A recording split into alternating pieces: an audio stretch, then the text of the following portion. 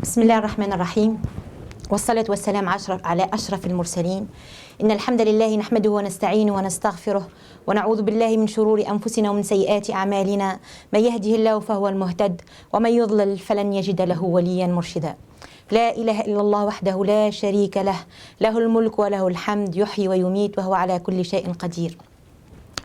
Bismillah. Alors quoi dire après Fatiha?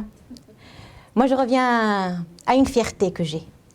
Je suis fière d'être musulmane, je suis fière d'avoir ce qui me vient là, c'est ce que j'ai envie, avec quoi j'ai envie de commencer. La première personne qui a adopté l'islam, c'est une femme, c'est Khadija.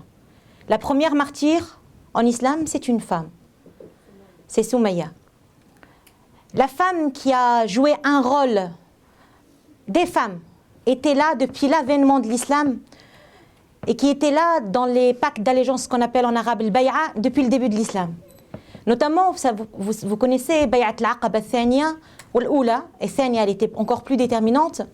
Bay'at al-Aqaba al-Thaniya, c'est là où le prophète sallallahu alayhi wa sallam a négocié avec les Médinois son hégire à Médine. Et vous savez que son hégire à Médine, c'était un quoi?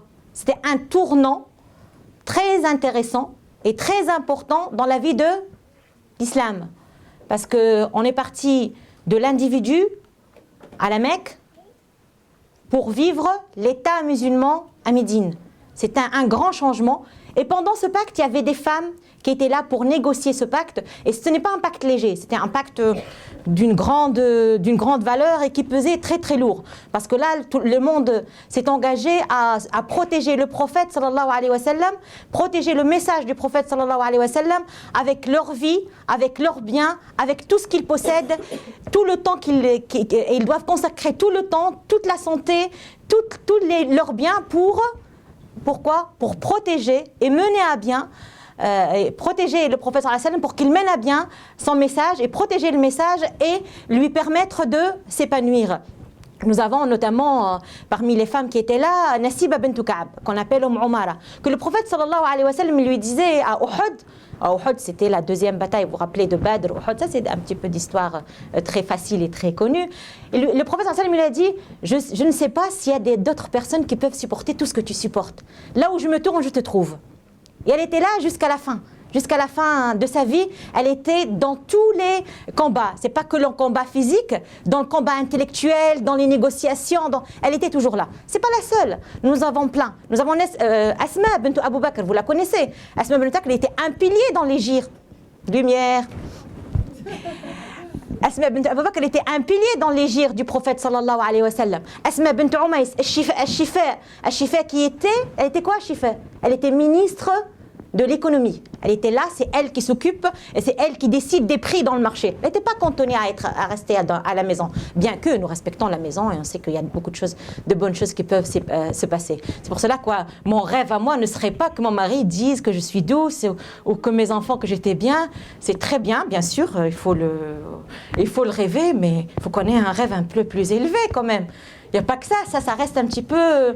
C'est bien, hein, c'est des bonnes choses, bien sûr, pour faciliter la vie, pour qu'on puisse mener à bien. Mais il faut qu'on ait un projet existentiel, un projet de vie, un projet d'adoration, de mener des projets ensemble, oui, avec le mari, les enfants et tout le monde, dans le seul objectif de plaire à Allah subhanahu wa ta'ala. Donc moi, mon l'engagement que je parle, c'est l'engagement dans la da'wah, l'engagement islamique, l'engagement en islam. Parce que l'islam, vous savez, vous le connaissez, c'est global. Il englobe tout, d'ailleurs, la vie chez toi, la vie à l'extérieur, ta vie à toi, personnelle, ta vie dans le groupe, ta vie dans la communauté, la vie de la société. La ilaha illallah Muhammad Rasul. Alors c'est quoi l'action islamique, si vous voulez, si on veut lui donner une définition très courte et très rapide? C'est l'effort de concrétiser l'islam, la voie de l'islam, dans la vie de tous les jours, dans notre vie. Alors il y a trois choses: ta'rif, faire connaître, l'enseignement, ta'lim, et tatbiq, la pratique. Donc ces trois choses, ils ont été répétés dans plusieurs passages coraniques. Allah subhanahu wa ta'ala, il les a répétés 4 fois. Et elle est venue dans ils sont venus dans Surat Al-Baqarah 2 fois. Et 2 fois dans Surat Al-Imran et 1 fois Surat Al-Jumu'ah. Donc 1 fois Surat Al-Baqarah, 2 fois Surat Al-Imran et 1 fois Surat Al-Jumu'ah.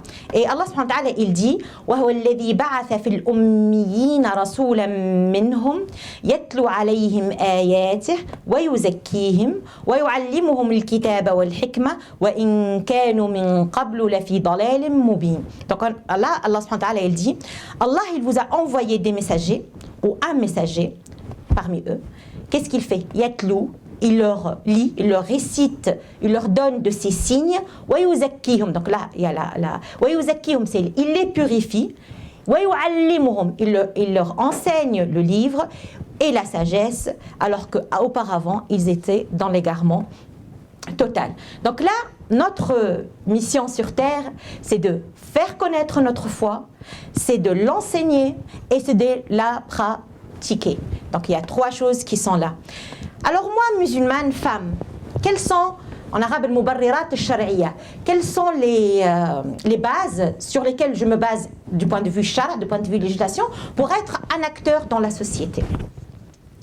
La première des choses, je parlerai du verset coranique où Allah subhanahu wa ta'ala il dit qu'il nous a créés d'un être unique. Allah il a créé l'homme et la femme d'un être unique. Donc il y a l'égalité dans la responsabilité, ce qu'on appelle l'égalité fi takalif.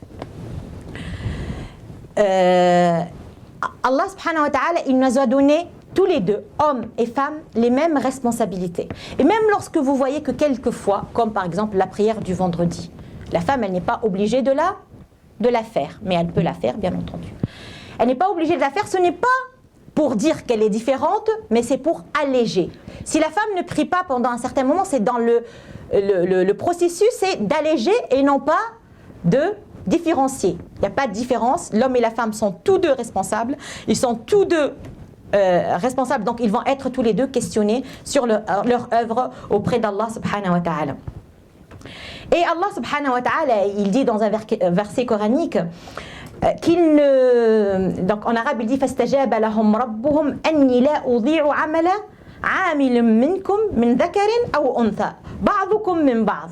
Donc Allah subhanahu wa ta'ala il dit, Allah il leur a répondu je ne néglige aucune action faite par un homme ou pour une femme, c'est pareil pour moi. Toutes vos actions vous seront rétribuées. Et après il dit vous êtes l'un des autres, c'est-à-dire vous êtes on trouvera après le verset des alliés, mais l'un vient de l'autre, l'homme vient de la femme et la femme vient de l'homme. Vous êtes en continuité, vous êtes en liaison très étroite. Donc la première chose, c'est qu'on est tous les deux responsables, on est tous les deux engagés par Allah subhanahu wa ta'ala, chargés de mission, de la mission de œuvrer pour la voie d'Allah subhanahu wa ta'ala. Et si on veut faciliter encore plus, c'est quoi la voie d'Allah subhanahu wa ta'ala? C'est de propager le bien. Il y a un hadith du prophète sallallahu alayhi wa sallam qui est si beau, il est simple, facile, des quelques mots, c'est que je n'étais envoyé que pour propager le bien.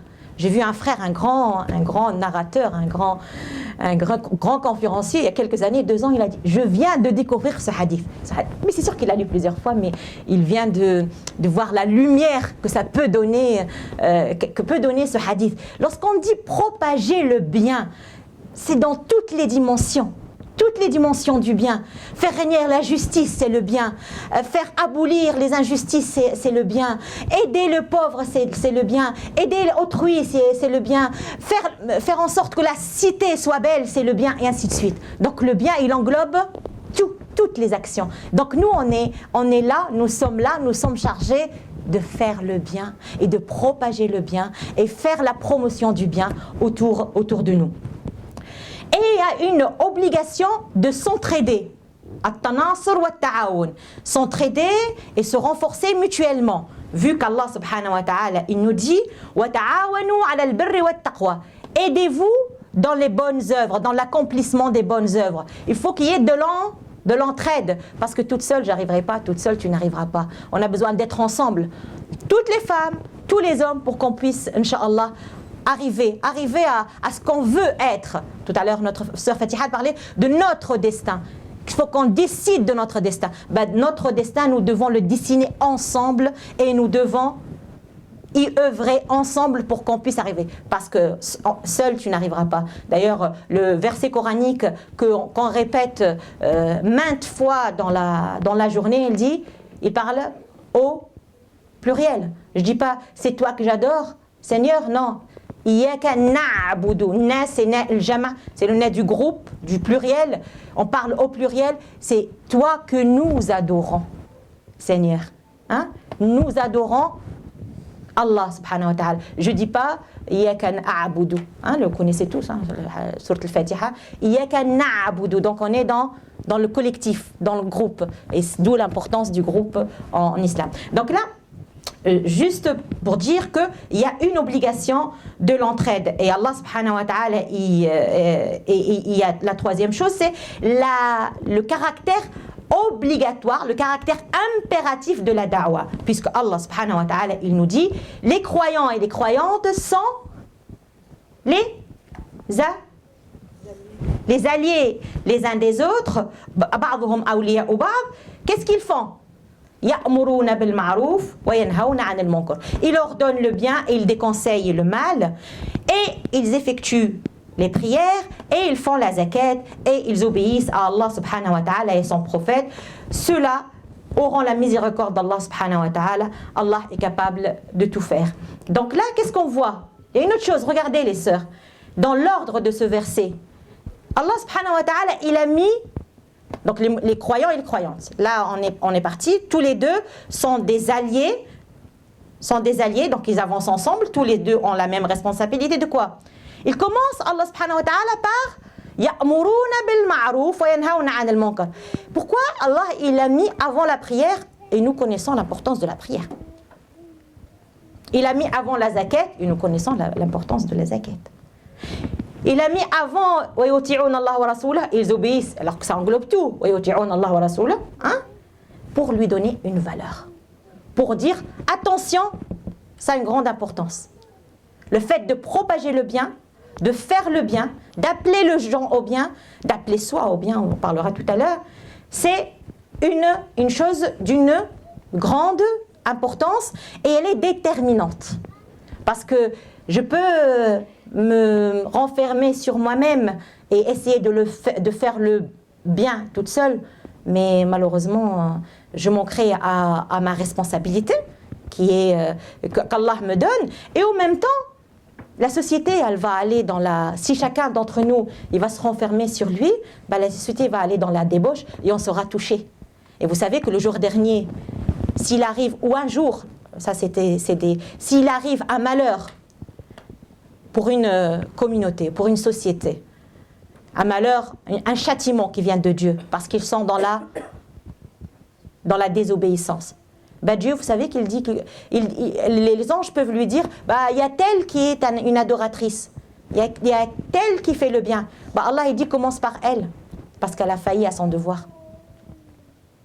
Commence par celui qui s'y croit droit et qui a laissé tomber sa société, il a laissé s'enfoncer dans le mal. Commence par lui. Ça, c'est des dires authentiques. Hein. Et ça fait peur. Ça fait peur parce que Dieu nous préserve et nous protège. Malheureusement, le mal se propage à une vitesse. Mais si on œuvre, on est excusé, Inch'Allah, auprès d'Allah. Si on fait chacun à son niveau ce qu'il peut, Inch'Allah, on serait parmi les excusés. Donc les femmes musulmanes sont chargées de par Allah subhanahu wa ta'ala de œuvrer pour changer les choses. De œuvrer pour changer. On a trois niveaux de changement. Changer soi, se changer soi-même, évoluer soi-même. Parce que si je suis vide, si je parle, ça va être de l'agitation qui n'a aucun sens et qui malheureusement serait, au contraire, elle serait néfaste pour moi. Alors que si tu es bien, si tu fais le bien toi-même, si tu as ton équilibre avec Allah subhanahu wa ta'ala, si tu as la relation sereine avec Allah subhanahu wa ta'ala, si tu as l'obéissance dans la pratique. On a parlé tout à l'heure de connaître, la connaissance, l'enseignement, avoir un enseignement et la pratique. Donc on doit l'acquérir soi-même. Et c'est une démarche qui ne finit jamais. On a besoin toujours, comme a dit le prophète sallallahu alayhi wa sallam, on doit demander la science depuis notre naissance jusqu'à notre tombe. Donc depuis le Mahd c'est le berceau, du berceau jusqu'à la tombe. Donc c'est une démarche, toujours une quête de s'améliorer, Inch'Allah. Parce que les savants disent, c'est un malheur que mon jour soit pareil que mon lendemain. C'est-à-dire qu'aujourd'hui et demain, il n'y a pas de changement positif. C'est-à-dire qu'il n'y a pas une petite évolution. Donc on va chercher toujours à évoluer. Et surtout, gare à nous si on recule. Gare à nous si on recule. Peut-être que la stagnation peut aller encore, mais si on recule, c'est dangereux. Donc gardons un niveau de connaissance, de pratique, et cherchons ce niveau et essayons d'évoluer petit à petit jusqu'à ce qu'on arrive, Inch'Allah, à plaire et à satisfaire notre Seigneur, parce que c'est notre but ultime. Ce que nous cherchons, c'est que Allah subhanahu wa ta'ala soit satisfait de nous, et comment Allah il peut être satisfait de nous lorsque nous accomplissons notre devoir. Nos devoirs sur terre, on doit s'en acquitter, sinon malheureusement on est à côté de la plaque. On n'est pas dans le registre légal de notre existence, qui est de s'engager dans ce monde pour soi, pour sa famille. Bien sûr que notre responsabilité envers nos enfants surtout, c'est une grande responsabilité. C'est une responsabilité grande, mais en même temps très noble. Très noble parce que ça t'ouvre les horizons, ça te permet de faire passer la foi à tes enfants, ça te permet de faire passer l'amour d'Allah subhanahu wa ta'ala, ça te permet de faire passer la bonne pratique, la bonne connaissance du Seigneur. Et ça, il n'y a pas plus noble, il n'y a pas plus beau. Déjà pour soi, ça donne une satisfaction inouïe, et en même temps pour la société et vis-à-vis d'Allah subhanahu wa ta'ala, tu t'acquittes de ta responsabilité. Bien sûr qu'il ne faut pas laisser les enfants entre les jambes, c'est-à-dire vas-y, va par-ci, va par-là, je suis occupé avec ma mère ou avec ma soeur ou avec... Malheureusement, ça existe beaucoup. Les enfants sont une priorité. Je peux faire beaucoup de choses, mais pas au détriment de mes enfants. C'est-à-dire que lorsque les enfants sont là, je suis là. Et lorsque je suis là, je suis effectivement là.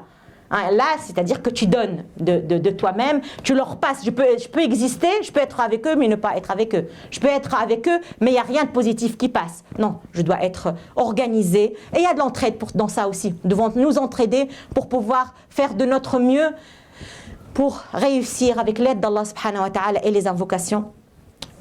Notre mission vis-à-vis de nos enfants et vis-à-vis de notre société. Bien sûr que notre société, elle a besoin de nous. Notre société, j'ai parlé au début que notre islam, il est global.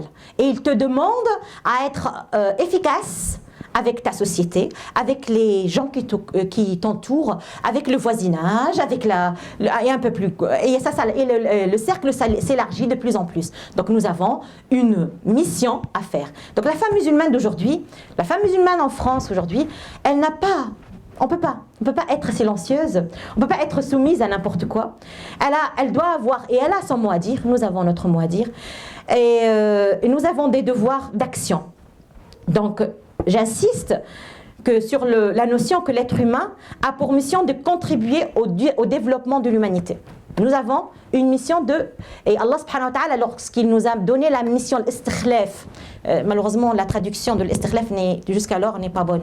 On dit Allah il nous a mis en lieutenant, parce qu'on ne remplace pas, Allah il est là, mais toi Allah il t'a donné une mission de gérer la terre. On a une mission, une grande mission, que les autres l'ont refusée. Il n'y a que l'être humain qui l'a acceptée. Et elle est lourde cette mission, mais on doit décharger. Allah t'a chargé, Allah t'a engagé. Donc tu dois répondre présent à ta responsabilité. Tu dois répondre présent à ta mission. Et tu dois essayer de bien la faire pour pouvoir avancer avec l'aide d'Allah subhanahu wa ta'ala. Moi, il y a des raisons, j'ai parlé de raisons législatives, pourquoi la femme s'engage, mais il y a des raisons personnelles, vétiques pour la femme. C'est que la femme musulmane, dans l'action, sa personnalité, elle se forge davantage. Et elle apprend à être plus efficace, elle apprend à être plus autonome, elle apprend à être plus bénéfique pour elle-même et pour autrui et pour la société. Et aussi, ça donne un exemple, ça nous donne des exemples types, parce que nos jeunes, ils ont besoin, comme ils ont besoin d'hommes exemples qui leur montrent le chemin, ils ont besoin aussi de sœurs, de femmes qui leur montrent le chemin, qu'on peut dire, bah voilà, il y a tel qui peut te donner un peu le courage de l'exemple, et être être un exemple pour la jeunesse et pour les générations futures. Et en plus, on a un vrai besoin. C'est qu'il y a des femmes, il y a, alhamdoulilah, un nombre croissant de femmes qui viennent vers l'islam, hommes et femmes d'ailleurs. Et il leur faut un encadrement. On a besoin de les encadrer. Et pour ça, donc on a besoin de se former, on a besoin de œuvrer, de se donner, de travailler pour pouvoir encadrer tous nos sœurs et tous nos frères qui viennent dans notre foi. Et aussi, on a la responsabilité de corriger, de rectifier, de changer la situation de la femme, qui est la situation de la négligence de la femme, la situation où on met la femme de côté, où on lui donne des rôles secondaires, où on la met, c'est bien, tu cuisines bien? Oui, je veux bien cuisiner, je cuisine très bien, alhamdoulilah. Mais je ne me contente pas que de ça. C'est pas ça qui compte pour moi. Je peux très bien cuisiner, mais c'est pas ça qui m'intéresse. Ne me mets pas que dans ça. Je peux cuisiner, je peux faire des gâteaux, je peux faire le ménage, je peux très bien repasser. C'est des choses que je respecte. Hein. Il ne faut pas comprendre le contraire de ce que... C'est des choses qui sont là, mais je ne suis pas que ça. Je suis plus que ça. Je suis plus que ça. J'ai une intelligence, j'ai une foi, j'ai une mission, j'ai une appartenance dont je suis fière, et je veux œuvrer et je veux être parmi les bâtisseurs, si vous voulez, de l'humanité et de la société. Et donc je veux participer pleinement, comme Allah subhanahu wa ta'ala me l'a ordonné, dans la construction de ma société. Donc ne me cantonne pas dans un endroit clos. Non, je suis là, et nous sommes encore plus dans la société française, là où nous sommes, partout d'ailleurs, mais en parlant de nous avons encore plus besoin de œuvrer, de travailler pour pouvoir changer les choses. Parce que malheureusement, je ne veux pas rentrer dans la victimisation, mais il y a beaucoup de choses qui pèsent sur nos épaules. Et nous avons besoin, bien sûr, il faut se réveiller, mais nous avons besoin d'agir. Pour moi, dans l'engagement, il y a des conditions. Il y a 10, ce n'est pas les miennes, ça ont été dites par d'autres plus grands que moi, notamment Cheikh Hassan al-Banna, l'imam Cheikh Hassan al-Banna. Pour s'engager, nous avons besoin d'une compréhension, d'une bonne compréhension, d'une compréhension correcte. C'est quoi la compréhension correcte? C'est une lumière qui nous permet de discerner entre le bien et le mal, entre la vérité et le mensonge, entre la guidance et le contraire de la guidance et l'égarement. Donc, cette compréhension, je vous assure, les sœurs, c'est la base du tout. Si on n'a pas cette compréhension, si on ne l'a pas vraiment bien discerné les choses sur le chemin, en avançant, on aura des claques. Et on trouve les problèmes qui ressurgissent parce qu'on n'a pas les bonnes bases. Donc la première des choses, c'est la compréhension. La deuxième, c'est la sincérité. La sincérité, l'ikhlas, le dévouement.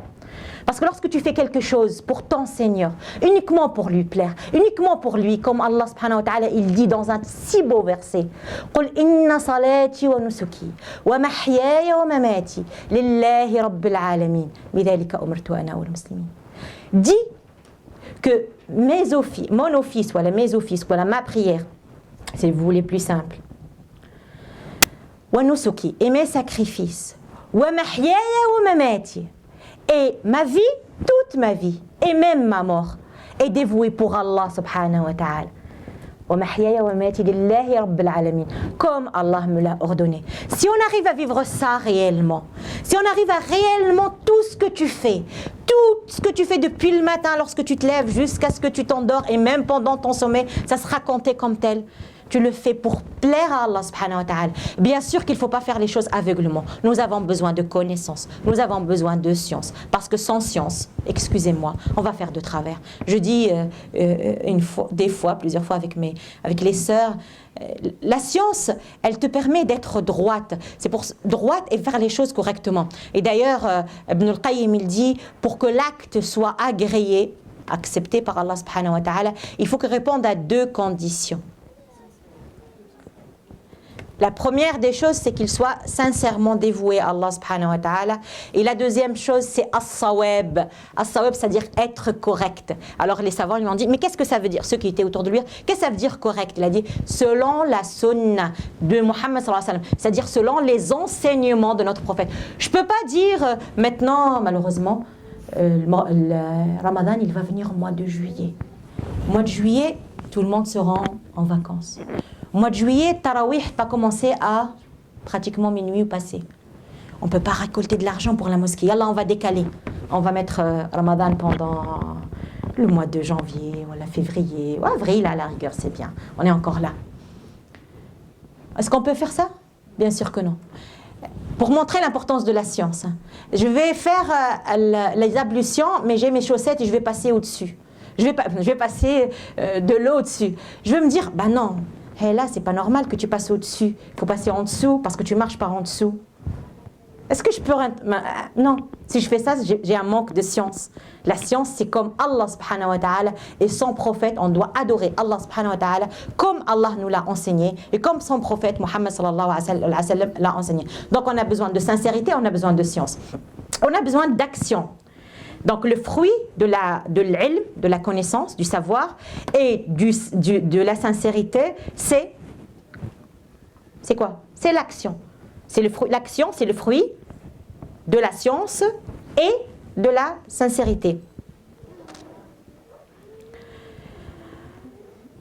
La quatrième chose, pour moi, c'est le sacrifice. Parce que, vous savez, on ne va pas se mentir, lorsqu'on veut œuvrer, et d'ailleurs c'est notre engagement. Allah subhanahu wa ta'ala, depuis qu'il a créé Adam, il a passé la main sur le dos de Adam et toutes les créatures sont sorties. Toutes les créatures. Et on s'est engagé, ce qu'on appelle l'engagement originel. On s'est engagé à adorer notre Seigneur. Après, on l'a oublié, ou on s'est détourné lorsqu'on est revenu réellement dans la vie. On a oublié ou on s'est détourné, mais on s'était engagé. Et de par nos prophètes successifs, tous les prophètes qui sont venus, et nous, notre prophète Muhammad sallallahu alayhi wa sallam, notre engagement est de l'adorer. Et l'adoration, comme j'ai dit au début, l'adoration, ce n'est pas prière, jeûne ou zakat simplement, c'est tout ça, mais toute ta vie est adoration. Et ton engagement dans tout ça, c'est l'engagement recherché que nous cherchons ensemble, Inch'Allah. Donc nous avons besoin de sacrifices pour arriver à ça. Il faut se sacrifier. Et des fois, tu vas être fatigué. Des fois, tu vas être un petit peu appauvri parce que tu vas donner un peu plus que ce que tu peux. Des fois, tu vas être plus que fatigué. Hein. Des fois, somnolent, tu ne peux plus dormir parce que on ne vous demande pas tout ça d'un coup. Hein. D'accord? Allez étape par étape. Comme dit le prophète sallallahu alayhi wa sallam, les meilleures des actions, c'est celles qui durent même si elle est petite. Commençons par des petites. Mais il faut s'attendre à ce qu'il y ait des sacrifices. Tu sais, pour certains, le fait de se réveiller déjà le matin, c'est un sacrifice parce qu'il s'arrache de son lit pour aller faire ses ablutions. C'est un sacrifice, oui, mais c'est un bien-être. C'est un apaisement. C'est un plaisir. C'est là où tu ressens la douceur de la foi. Parce que tu te sens dans l'adoration d'Allah subhanahu wa ta'ala. Tu te sens dans l'accomplissement de ta mission sur terre, qui est de plaire à son Seigneur. Donc, certainement, il y a du sacrifice à faire. Il y a tajarrud. Le tajarrud, c'est s'éloigner de l'ostentation. C'est-à-dire que faire les choses simplement pour Allah subhanahu wa ta'ala. Et on a besoin de patience. On a besoin de jihad, d'effort continu. Mais le ciment de tout ça, c'est la fraternité. Al-Ukhuwa. Nous avons besoin de fraternité. La fraternité, c'est l'élément miracle qui a permis à des gens divers, qui viennent de différentes cultures, différentes origines, différents milieux, mais qui leur a permis de se rencontrer, de s'aimer, de s'entraider dans une seule et unique cause encore, c'est de plaire à Allah subhanahu wa ta'ala. Parce que notre Seigneur a dit que certes les croyants sont des frères. Donc c'est une condition de foi d'être frère. Pour que notre foi soit complète, notre foi soit parfaite, elle a besoin de cette fraternité. S'il n'y a pas la fraternité, c'est qu'il y a un manque. Et on ne peut pas œuvrer ensemble sans qu'il y ait cette dimension d'amour fraternel, de la fraternité qui fait en sorte qu'on avance ensemble, qu'on ferme les yeux sur les manquements de tel ou sur les défauts de l'autre, qu'on s'entraide, qu'on se corrige mutuellement et on avance ensemble vers la cause la plus noble qui est de plaire à Allah subhanahu wa ta'ala. Nous avons besoin d'être persévérants, thabet, la persévérance. Parce qu'il nous arrivera un temps, il y a un verset qui dit وَيَقُولُونَ مَتَى هُوَ. Tu peux te demander, c'est quand? Alors c'est quand la victoire? C'est quand que ça va finir avec tout ce que nous sommes en train de subir et d'entendre? Et franchement, c'est trop. قُلْ عَسَىٰ أَن يَكُونَ قَرِيبًا. Et peut-être, en arabe, le mot asa, hors Coran, il veut dire peut-être. Mais dans le Coran, ça veut dire certainement. Certainement, ça va être proche. La victoire de Dieu, elle viendra certainement. Si on s'accroche réellement, si on œuvre réellement, si on s'engage avec Allah subhanahu wa ta'ala d'une façon sincère, correcte, réelle, avec un entourage qui nous aide vers cette mission, avec l'aide d'Allah subhanahu wa ta'ala, on avancera.